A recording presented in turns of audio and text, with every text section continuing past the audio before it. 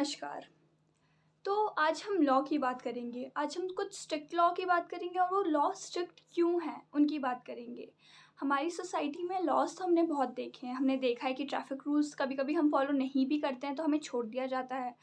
और कभी-कभी बहुत स्ट्रिक्टली हम पे जैसे ट्रैफ़िक में हमने किसी को किसी के साथ गाड़ी ठुक गई, कुछ ऐसा एक्सीडेंट हो गया तो उन चीज़ों को बहुत स्ट्रिक्टली लॉज़ उन पे फ़ॉलो होते हैं। तो ऐसा क्यों होता है? जब कोई हेलमेट ना पहन के कभी-कभी निकल जाए, तो पुलिस वाले छोड़ देते हैं, बट कभी-कभी दे आर रियली स्ट्रिक्ट।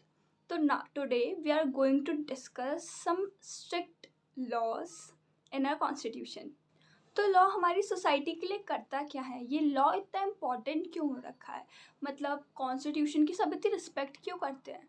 और हम सबको लॉज़ फ़ॉलो क्यों करने पड़ते हैं? हम तो फ्री इंडियंस हैं ना, हमें तो फ्रीली रहना चाहिए।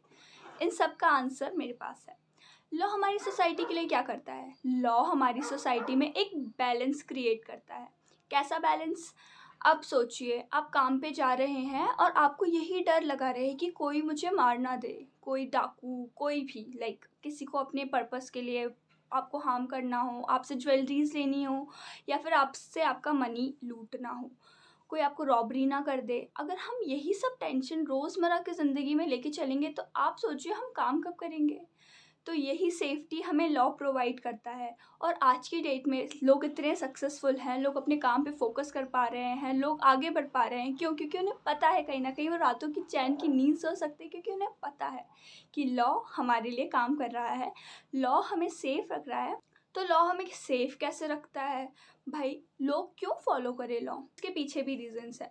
क्योंकि लॉ स्ट्रिक्ट बनाए जाते हैं। लॉ फॉलो ना करने पे पनिशमेंट या फिर आपको कुछ पेनल्टीज़ आपको भरनी पड़ती हैं।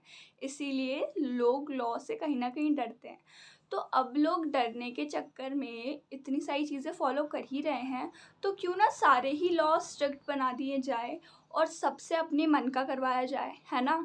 नहीं, हमारा कॉन्स्टिट्यूशन ऐसा नहीं करता। हमारा कॉन्स्टिट्यूशन इक्विटी प्रोवाइड करता है, हमारा कॉन्स्टिट्यूशन कहीं न कहीं पूरी फ्रीडम प्रोवाइड करता है, बट हमारा कॉन्स्टिट्यूशन वहीं उसी दूसरे हाथ पे हमें सेफ्टी भी प्रोवाइड करता है, जिसके लिए उन्हें स्ट्रिक्ट लॉज़ बनाने पड़ते हैं। अब स्ट्रिक्ट लॉज़ क्या है? चलो फॉर एग्ज़ाम्पल मैं आपको बताती हूँ। एक बच्चा है, उसने अपना रूम साफ़ नहीं किया। अब भई उसके घरवाले भी तो उस पे टेरर मेंटेन रखने के लिए उसको बोलेंगे कि बेटा तुमने रूम साफ़ क्यों नहीं किया? चलो एक काम करो, तुमने रूम साफ़ नहीं किया, आज तुम्हें दिन भर खाना नहीं मिलेगा और तुम घर में बंद रहोगे। इतना स्ट्रिक्ट तो नहीं कर सकते ना, उसकी भी एक लिविंग है। हम इंडियंस की भी वैसी ही एक डिग्निटी है। हर एक बात पे स्ट्रिक्ट लॉज़ नहीं जारी कर सकते, नहीं तो लोग धरने धरने प्रदर्शन या फिर लोग लॉज़ के खिलाफ चले जाएँगे, अगर हमें एक वे ऑफ लाइफ़ नहीं मिलेगा उसके साथ।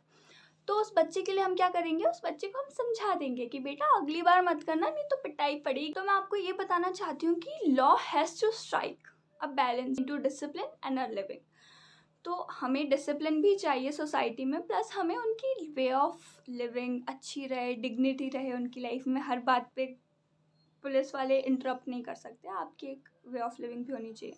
फॉर एग्ज़ाम्पल, कोई इंसान 40 की स्पीड पे गाड़ी चला रहा है, दैट्स ओके। कोई इंसान 80 की स्पीड पे गाड़ी चला रहा है और उसको हमने क्या किया कि तुम एक काम करो, 80 की स्पीड पे तो गाड़ी गाड़ी चलाना सही नहीं है, हमारे लॉ के खिलाफ है। तुम 60,000 हर्जाना भरो, और अगर तुम नहीं भर सकते, तुम अपनी बाइक स्पीड में चलाने के लिए 60,000 हर्जाना नहीं भर सकते, तो तुम एक काम करो, अपनी बाइक ही ज़ब्त कर लो। भैया, इससे क्या होगा? इससे तो गवर्नमेंट को फ़ायदा ही होगा ना। वो 60,000 अपने पास, 60,000 80,000 कितना भी चार्ज कर सकते हैं। प्लस अगर वो नहीं दिया तो गाड़ी उनके पास, पॉल्यूशन भी कम होगा और ज़्यादा एक्सीडेंट्स भी नहीं होंगे। तो जी हाँ, हमारी गवर्नमेंट ऐसे कोई ड्रैकोनियन लॉज़ नहीं बनाती। इतने स्ट्रिक्ट लॉज़ को हम ड्रैकोनियन लॉज़ कहते हैं। स्ट्रिक्ट लॉज़ और ड्रैकोनियन लॉज़ में बहुत डिफरेंस होता है। स्ट्रिक्ट लॉज़ फिर भी एक टाइम पे थोड़े लीनिएंट से होते हैं, ड्रैकोनियन लॉज़ लिटरली बहुत स्ट्रिक्ट होते हैं। फॉर एग्ज़ाम्पल, जैसे कि हमारे टेररिस्ट्स के ऊपर जो लॉ लगते हैं, ना टेररिस्ट को बेल नहीं मिल सकती।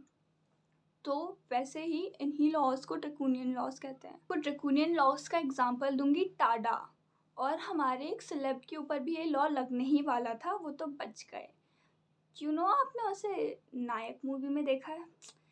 आप समझ ही गए होंगे, जो टेररिस्ट के ऊपर लॉस लगते हैं, ऐसे लॉस को हम ड्रैकोनियन कहते हैं। ये बहुत स्ट्रिक्ट होते हैं। आप कुछ करके भी आप इससे बच नहीं सकते, आपको जेल का आटा खाना ही पड़ेगा। ये ड्रैकोनियन लॉस हमारे सिटीजन्स पे नहीं लगाए जा सकते, क्योंकि ये पब्लिक पॉलिसी के अगेंस्ट हो जाएगा। We have the right to live with dignity. हम एक अच्छी लाइफ जीने का हक रखते हैं। हमारी गवर्नमेंट हमें ये हक प्रोवाइड करती है। तो हम पे कौन से लॉज लगते हैं? Strict laws. अब मैं आपको एक दो स्ट्रिक्ट लॉज के एग्जांपल बताती हूँ, जैसे प्रोटेक्शन ऑफ सिविल राइट 1955।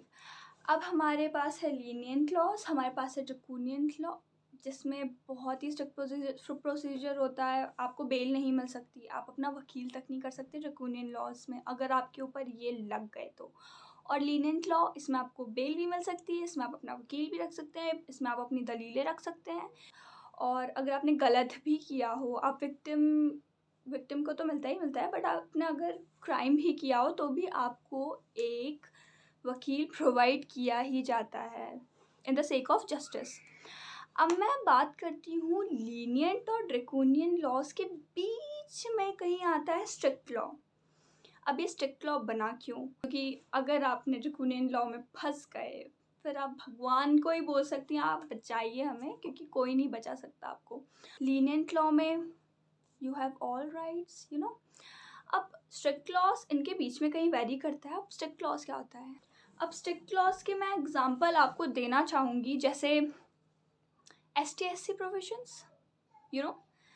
हमने हमारे बहुत भाइयों बहनों ने अनटचेबिलिटी फेस की है, बहुत टाइम से फेस की है। इनफैक्ट BR अम्बेडकर ने इसके लिए बहुत सारे प्रोविजंस तक निकाले हैं। यही अनटचेबिलिटी लोगों ने इतने टाइम से फेस की, अब तक फेस की है, कि आगे ये चीज़ ना हो उसके लिए कोई स्ट्रिक्ट लॉ बनाना ज़रूरी ही था। आपको पता है, स्ट्रिक्ट लॉ में आपके ऊपर अगर वारंट निकला कि भाई इन्होंने अनटचेबिलिटी प्रैक्टिस की है, इनके ऊपर हम कंप्लेंट करना चाहते हैं, तो आपको किसी भी सबूत के बिना पे नहीं, बिना सबूत के ही आपको गिरफ्तार कर लिया जाएगा। आपको जेल फेस करनी ही पड़ेगी विदाउट एनी एविडेंस। पुलिस आ सकती है आपके घर पर और आपको गिरफ्तार कर सकती है। ST/SC प्रोविजंस बहुत स्ट्रिक्ट होते हैं। ये ST/SC एक्ट एट्रोसिटी प्रोविजन 1989 में निकला था। अब इसमें क्या होता है, इसमें कोर्ट्स बहुत जल्दी अपने डेट्स निकालते हैं। इसमें स्पेशल कोर्ट्स लगते हैं, इनकी दलीलें सुनने के लिए, इनकी पूरी कार्रवाई चलने के लिए, इनके लिए स्पेशल कोर्ट्स लगते हैं। स्पेशल तरीके से कार्रवाई होती है और बहुत जल्दी होती है। यू ऑल नो कि हमारे इंडिया में कितने लॉज पेंडिंग, कितने केसेस पेंडिंग है, सुप्रीम कोर्ट में, हाई कोर्ट में, लोअर कोर्ट्स में तो बहुत ही ज़्यादा पेंडिंग है। उसमें भी ST/SC के लिए एट्रोसिटीज़ प्रोविजंस के चलते इनके लिए स्पेशल कोर्ट्स लगाए जाते हैं। आपको इसमें बेल होने की भी चांसेस कम हैं। अगर आपके ऊपर एक बार ये एक्ट लग गया तो आपको बेल की चांसेस बहुत कम हैं। तो बी वेयर कि आप ये प्रैक्टिस ना ही करें तो बेटर है। आई नो इस जनरेशन में अब इतना चलन में नहीं है, बट बहुत से गांव, पिछड़े एरियाज़ में अभी भी ये प्रैक्टिस करा जाता है, और ये जड़ से ख़त्म करने के लिए स्ट्रिक्ट लॉज बहुत ज़रूरी हैं। ऑन द अदर हैंड इन लॉज का मिसयूज़ भी बहुत हो रहा है। जी हाँ, लोग अपने फ़ायदे के लिए मिसयूज़ करते हैं। बड़े लोगों को कहीं ना कहीं नीचे लाने के लिए, उनका नाम बदनाम करने के लिए मिसयूज़ होता है। आप सोचो, किसी ने आके बोल दिया कि वो इंसान ने अनटचेबिलिटी प्रैक्टिस की है, तो बिना वारंट, बिना ही किसी सबूत के वो तो जाके उनको गिरफ्तार कर सकते हैं ना। इस लॉ को यही सब चीज़ें स्ट्रिक्ट बनाती है। मिसयूज़ बचाने के लिए एक और लॉ बनाया गया, द क्रिमिनल प्रोसीजर 1973 के तहत आप अपना एक वकील कर सकते हैं, आप जेल से निकल सकते हैं, आप बेल पा सकते हैं। आप ये लॉ, मतलब ये एक्ट लगाने के बाद कि मुझे जेल में बंद कर दिया गया है और मेरे चार्जेस गलत है, आप बेल पा सकते हैं। बट आपको बिना किसी सबूत के गिरफ्तार तो कर लिया जाएगा, बट उसके बाद आपके पास चांस है बेल पाने का, क्योंकि इसका मिसयूज़ बहुत हुआ। आफ्टर दैट ये लॉ निकला और अब आप बेल पा सकते हैं, देयर इज़ एन रिलीफ। लोगों ने the code of criminal procedure 1973 के थ्रू बेल पाने की कोशिश करी, but here is a twist. यहाँ ट्विस्ट ये है कि आपको atrocity act, ST/SC atrocity act में ये कानून लागू नहीं होता। तो जस्टिस कृष्णा अय्यर ने कहा कि ये तो साफ साफ वायलेंस है हमारे आर्टिकल 21 का। हमारा आर्टिकल 21 हमें लिबर्टी प्रोवाइड करता है, हमें फ्रीडम प्रोवाइड करता है। तो अगर हम बेल ही नहीं पा सकते, हम अपना लॉयर ही नहीं लगा सकते, कहीं ना कहीं ये जस्ट निकल रहा था कि ये लॉ स्ट्रिक्ट नहीं है, ये लॉ ड्रैकोनियन है। अगर एक इंसान को बेल ही नहीं मिल रही है, आप ये सोचिए उस इंसान के साथ कितना गलत होगा जिसने ये क्राइम किया ही नहीं है, जिसने अनटचेबिलिटी प्रैक्टिस ही नहीं किया, उस पर एक फॉल्स एलिगेंस लगा, एक फॉल्स इल्ज़ाम लगा है कि इन्होंने प्रैक्टिस की है बिना कोई सबूत के, बिना किसी गवाह के, बिना किसी प्रोसीजर के। अब आप जाके उस व्यक्ति को पकड़ लेंगे।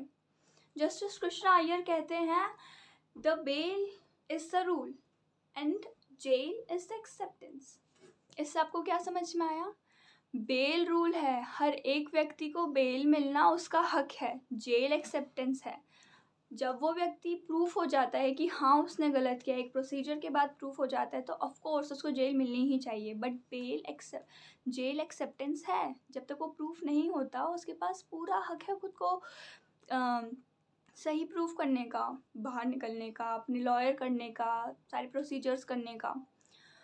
तो आगे चल के क्या होता है इस लॉ में? अब ये लॉ स्ट्रिक्ट तो रहा नहीं, ये लॉ कहीं ना कहीं ड्रैकोनियन है। हमारा आर्टिकल 14 और हमारा आर्टिकल 21 इससे हार्म हो रहा है। हमें लिबर्टी नहीं मिल रही, हमें फ्रीडम नहीं मिल रही है, हमें हमारा लॉयर नहीं मिल रहा है। सुप्रीम कोर्ट में एक केस दायर होता है Subhash Kashyap Maharajan versus state of Kerala के नाम से। दलीलें यही रहती हैं कि ये लॉ ड्रैकोनियन है, इसमें हमारा आर्टिकल 21 और 14 फॉलो नहीं किया जा रहा, हमें मिल नहीं रहा है, हमें लिबर्टी नहीं मिल रही है। तो आफ्टर दिस केस ये रिज़ल्ट निकलता है कि हर बार जब भी हम अरेस्ट करने जाएंगे, जब भी पुलिस वालों के पास ऐसी इन्फॉर्मेशन मिलेगी, उससे पहले एक स्मॉल प्रोसीजर मैंडेटरी है। आपको एक स्मॉल प्रोसीजर करना ही पड़ेगा, उस व्यक्ति का बैकग्राउंड चेक करना पड़ेगा, 4-5 लोगों से पूछताछ करनी पड़ेगी कि वो व्यक्ति का पास्ट कैसा है, क्या वो ऐसी प्रैक्टिस कर सकता है या फिर उस पर गलत एलिगेशन लग रहे हैं। अगर हाँ आपको थोड़े से भी क्लूज़ मिलते हैं, इट्स ऑल ऑन पुलिस, कि आपको थोड़े से भी क्लूज़ मिलते हैं कि हाँ इस व्यक्ति ने ऐसे पहले भी चीज़ें करी हैं और आज इसका कंप्लेंट दायर हुआ है, तो आप उस व्यक्ति को अरेस्ट कर सकते हैं, उस पर कार्रवाई चल सकती है। अब वो अब कैसे करवा सकता है, वो वकील कैसे करवा सकता है, अब जब उसका पास्ट निकल गया है कि हाँ वो व्यक्ति अनटचेबिलिटी प्रैक्टिस करता है। तो ये था एक स्ट्रिक्ट लॉ जो कि कहीं ना कहीं मैंडेटरी था, क्योंकि हमारे बहुत भाई बहनों ने ये फेस किया है, अनटचेबिलिटी फेस की है। BR अम्बेडकर जी ने इतनी बड़ी बड़ी डिग्रियां होने के बाद भी, इतने इंटेलिजेंट होने के बाद भी, इतने बढ़िया माइंडसेट होने के बाद भी, कि उन्होंने हमारा पूरा कॉन्स्टिट्यूशन फ्रेम किया है, इसके बाद भी उन्होंने पहले अनटचेबिलिटी फेस की है एट हिज एवरी लेवल। बचपन में स्कूल क्लासेस से लेके कॉलेज गोइंग तक, वर्किंग तक, हर जगह उन्होंने अनटचेबिलिटी फेस की है। We all know his story. तो ये एक स्ट्रिक्ट लॉ आज भी मैंडेटरी है। In a society people should know every Indian is equal and every Indian have this right to live with dignity. Thank you.